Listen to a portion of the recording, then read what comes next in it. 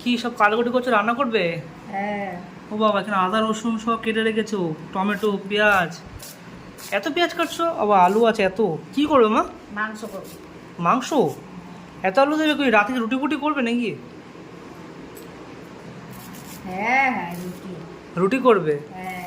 আচ্ছা, ওই জন্য এত আলু কেটেছো, রুটি দিয়ে খেতে পারে রাতে। আচ্ছা, তো মাংস কোথায়? ওই তো গ্যাসের পরে। গ্যাসের উপরে?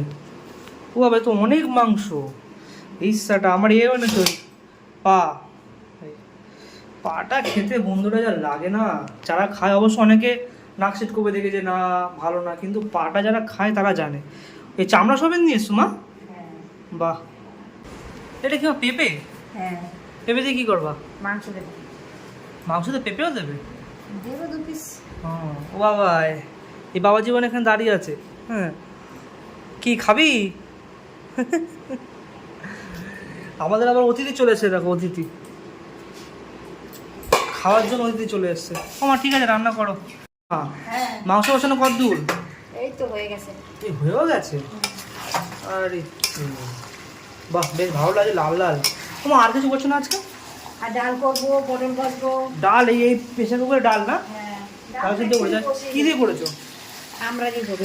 আমরা দিয়ে করবে? আবার টক ডাল? হ্যাঁ। অসময় না, আজ যা গরম আছে বাইরে রোদ্দুর, এই গরমে টক ডালটাই ঠিক আছে। আর এখানে তো মাংস, আর কিছু করবে? আর কিছু করবো না। আর পটল ভাজা, পটল ভাজা বললে? হ্যাঁ, পটল ভাজা করবো। ও পটল ভাজা করবে, তাই তো? আচ্ছা, তাই হোক, বেশ ভালোই হবে। আহা, এই যে পটল কেটে রেখে দিয়েছো, এটা ভাজা হবে। হ্যাঁ। আচ্ছা, দাও দিয়ে কপিস কষা মাংস খাই। হ্যাঁ, আর এক পিস দাও, তাহলেই হবে। আহা, কষা মাংস খাওয়া তো মজাই আলাদা। আহা আহা বন্ধুরা, কষা কষা মাংস কত সুন্দর, আহা সেই একদম। তোমার যে মেটে দেয়নি মা? না। আজ মেটে নিয়ে আসুনি? ও পাওনি, আচ্ছা ঠিক আছে। যাই হোক, কষা কষা মাংস একদম চর্বিযুক্ত, ওহো, এই সেই চামড়া বন্ধুরা, কষা মাংস, ওহো, এটাই খেতে হবে মানে।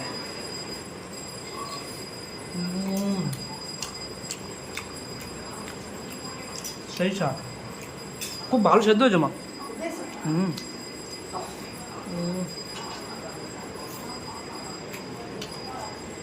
কষা মাংস তো খুবই ভালো লাগে, ভাতের থেকে বেশি ভালো লাগে শুধু শুধু খেতে।